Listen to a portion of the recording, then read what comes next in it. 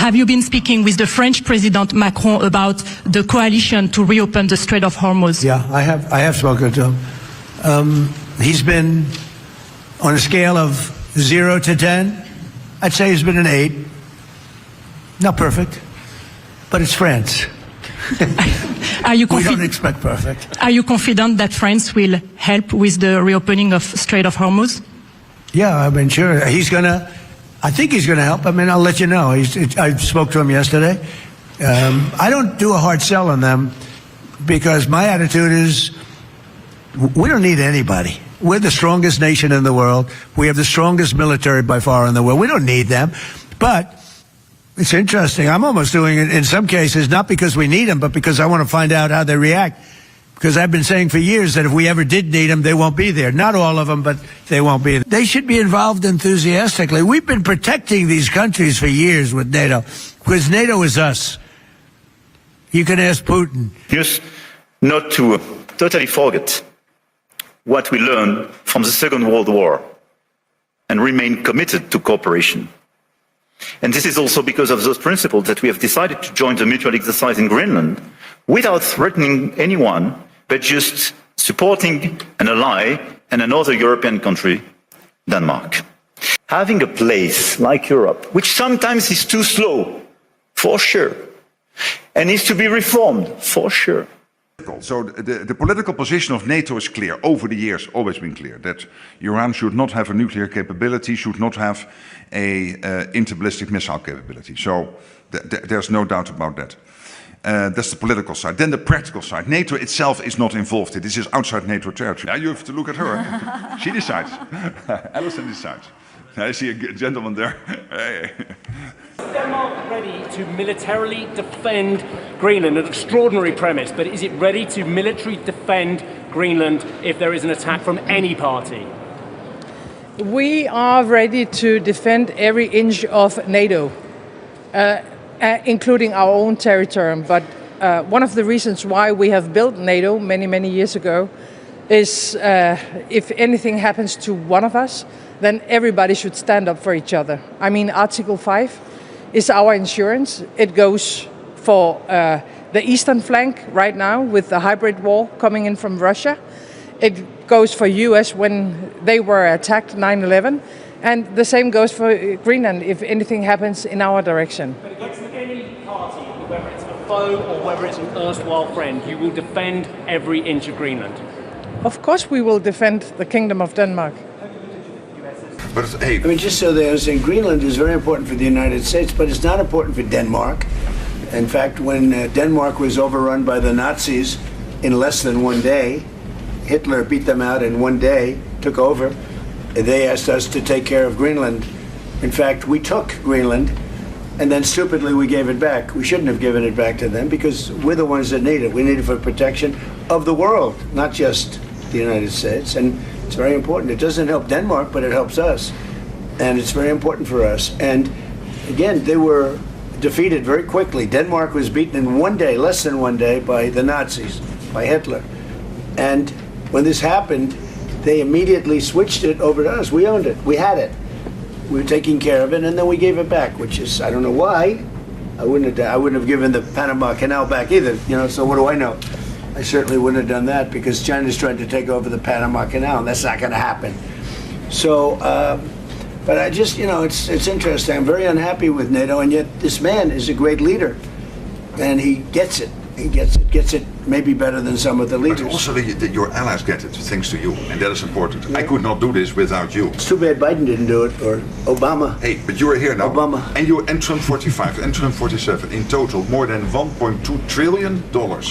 I call this the Trump trillion. No, it's true. $1.2 trillion extra spent by Canada and the And I'm not only blaming NATO. They got a free ride.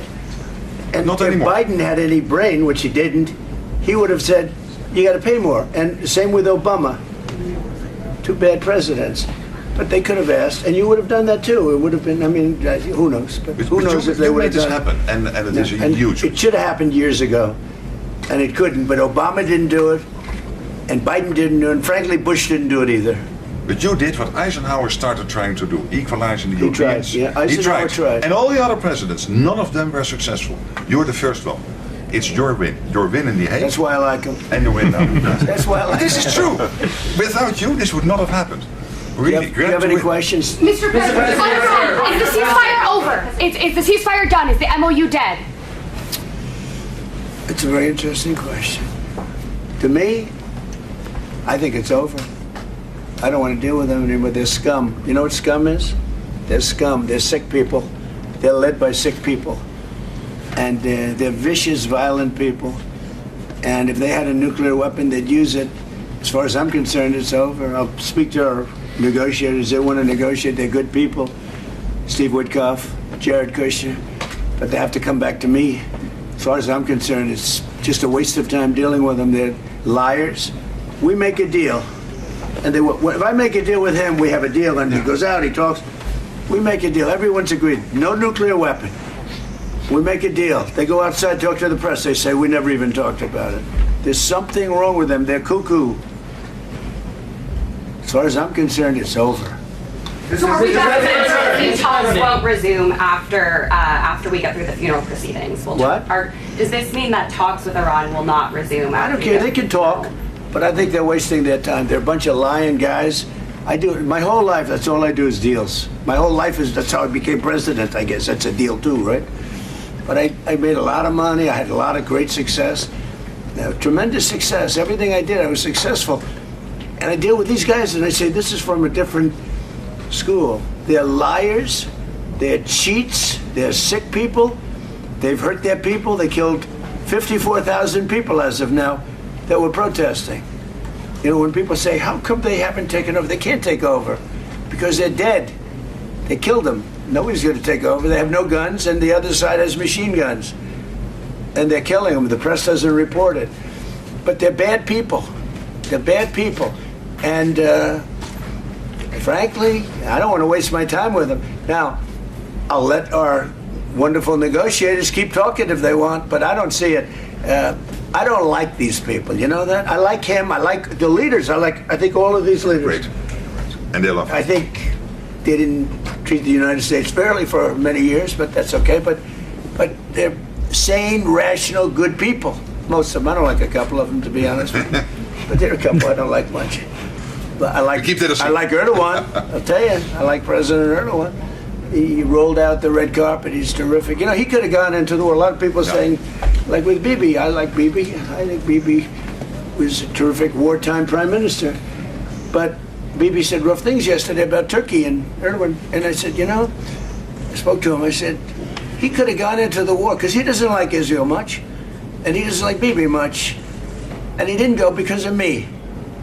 And this is a military power. Millions of soldiers. Turkey is very strong. They have a lot of our best equipment. They're trying to get the F-35s. But he didn't go in. He wanted, he would go in. If it weren't for me, he would have gone in. And he would have been on the other side. Even though I don't think he likes the other side either, because he happens to be very sane and they happen to be very crazy. But so I think, you know, they treated us right. I think China treated us right. I was with President Xi and I said, I hope you're not going to go into the war because we don't want that. You know, he gets 50% of his oil from the Strait of Hormuz, and he gets more than 50%. And he never went into the war. He didn't supply him equipment, you know. Look, I want to get the word out because what's forming is communism in the country. And communism's easy to sell. I would be the greatest communist in history. I'd be right up there with Lenin. I'd be as good as anybody.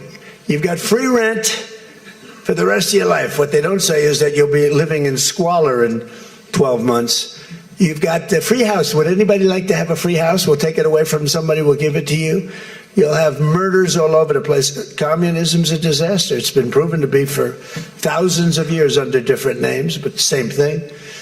It's very important. And, you know, it's funny. One of the reasons I do so well with Hispanic people, I set a record, Republicans. I get great numbers for the election, helped me get elected in a landslide.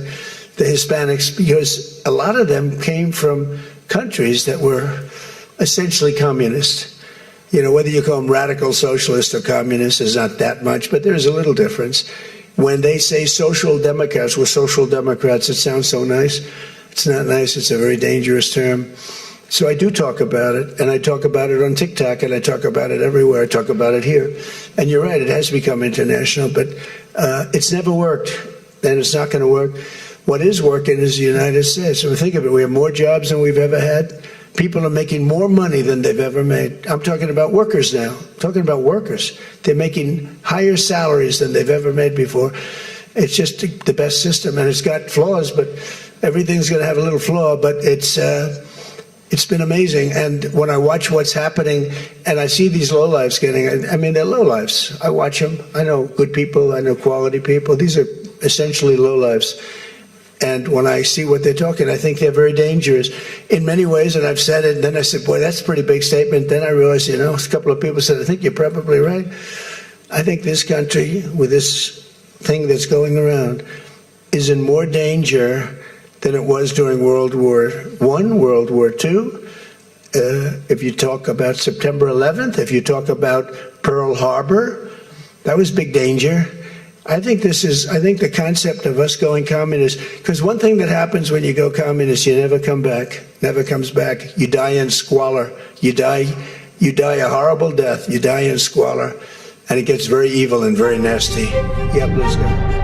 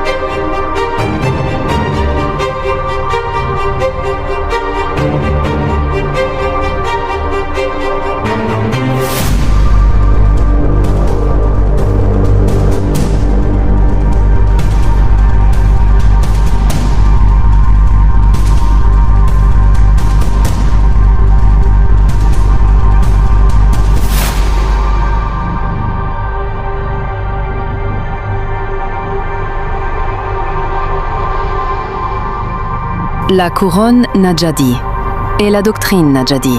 Déclassifié. Le cercle est clos et verrouillé. And what we now know beyond a reasonable doubt is that Anthony Fauci did indeed fund gain-of-function research.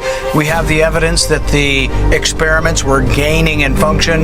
The viruses were becoming more lethal, more attachable to human cells, and more infectious. We do know that this was going on, that was funded by the NIH, specifically under the tutelage of Anthony Fauci. Politicized self-serving leaders like Dr. Fauci covered up their own wrongdoing and abuses of power, manipulated intelligence, lied to Congress, and undermined a duly elected president by restricting his access to the vital facts he needed to keep the country safe. It's time you know the truth.